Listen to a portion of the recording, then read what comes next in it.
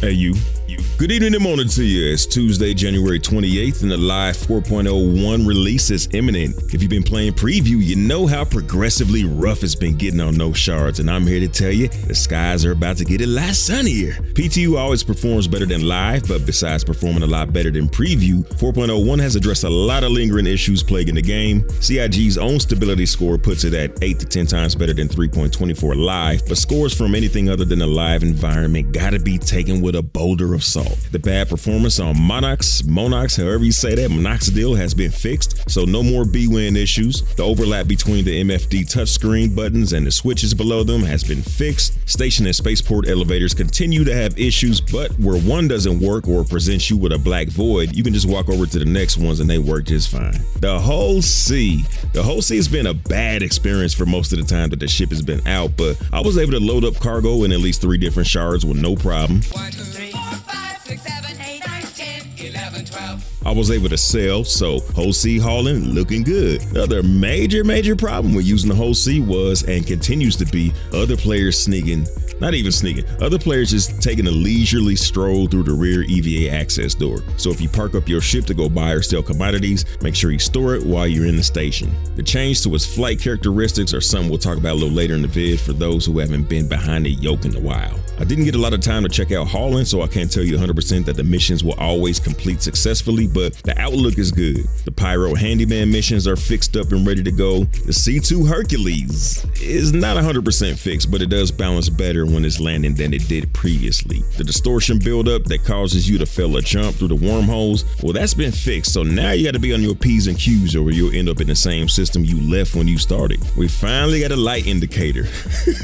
Such a small thing, but a lot of us have wanted one for years, and now we got it. Bad news, it's only on the advanced HUD modes. The black screens are gone now. If you had a black screen during preview, those were crashes where instead of showing you the error and a button to go back to the menu, you were just presented with a black screen. That's fixed up. This doesn't cover all the fixes, and maybe there'll be another fix or two once the patch hits live today, so some definite progress. But we still are in alpha development, so here's some of the more glaring issues you gotta watch out for that were in the most recent PTU build. Sometimes you jump past the orbiting stations you've targeted and won't have to double back on yourself. Engines randomly toggle, not enough to slow you down, but you'll hear it and see it. Random quantum travel shutdowns, so yeah, you be quantum traveling, then all of a sudden you're not quantum traveling before you get there. This is a new one. Gear will randomly fall off your body at storage access points. Luckily here, I got my custodian back, but the snipe gun was a loss. Best way to work around it is to store them, then close the inventory UI immediately, or maybe just store them in your ship. Since I was there for testing, I didn't have the testicular fortitude to see how well the Orison spawn issue had been put to bed.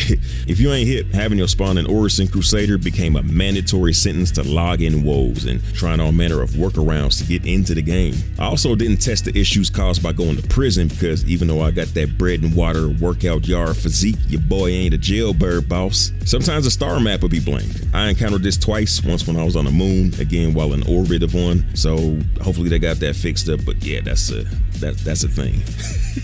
I think you could just jump away to a random location and it'd be just fine after that. I didn't experience it myself, but I've seen a couple people say that they've had to claim ships that they've stored. I've had that happen several times in preview, but not in 4.01 myself, so we'll see. What I don't know is if boxes and items that are inside your ships that you store in pyro hangars will persist now. It's an issue I've had several times in 4.0, but the issue council report didn't get any traction, so if you encounter that, please report it because it brings down the experience to lose your stuff, and you know this, man. So there's a few drips and drabs to clean up, which hopefully get addressed soon, but overall it's an upgrade from at least McDonald's to Chili's, but not quite Ruth Chris Steakhouse. I mentioned the whole C flight changes. If you haven't flown it in a while because you want to keep what's left of your hair, you might not have experienced how a fully loaded one has changed. It is a boat. Let me just show you. This is a fully loaded whole C accelerating. It's good speed to watch other players EVA past you. Now I'm going to let the deceleration play out in real time. I started at 700 meters a second and applied the space brake as often as I could. The priority of the cargo over the thrusters is super apparent, and it moves like a real freighter boat, which is to say incredibly slow. Around space stations, you probably don't want to be moving any faster than 60, 70 meters a second, or you might find yourself giving a dry rub to the station exterior. Rolling, pitching, yawing, just as bad. You're not going to make any quick moves, but it's a decent sized freighter, so you can forgive or maybe expect that to a point. What they'll need to change is the time you have to move away from the docking arm times, because right now it's 19 seconds, which for a ship this slow is kind of pushing it. Plus the problem of over jumping your target sometimes forces you to fly back 200 kilometers back to the station, which I've had to do. And doing that at this speed, plus the amount of time it takes to stop, that is what they call egregious. And what about the super freighters? The whole D and whole E can't possibly move any slower than this, or you'll get maybe one run per session before it's time to stand up, stare in the fridge, then scroll through movies to fall asleep to. There's just not enough filler chat to take to the end of this remarkably slow deceleration, so I'll just tell you, 62 kilometers, 3 minutes of speed breaking your way to a stop is what it takes. That's sandwich making time. You can make a nice little meal and probably eat it too, since your hands will be too full to apply the space brake. And that's not even from full speed.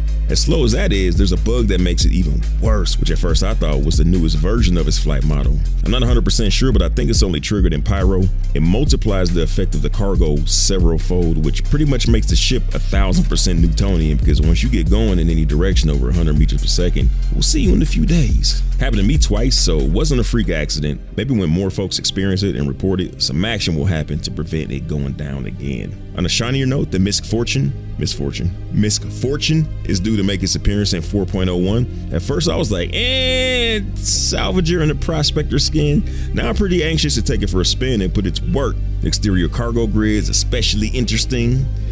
Actually, let me put it like I'm thinking it. The cargo chutes make the process look kind of fake. From the video, a box comes out like a little turtle head poking and then magics its way onto the exterior grid. I thought it was some type of conveyor belt thing that moved them across, but nah, it's just kind of magic. It's kind of a departure from most other things in the verse. We walk through our ships and have a seat on the bridge. We have guns where you can see the projectiles before and after they're fired. We may be using sci-fi tractor beams, but we use them to pick up boxes from one place and move them to another. Cargo just kind of popping into place messes with that a bit, but maybe it's not as bad as all that. Have to wait and see.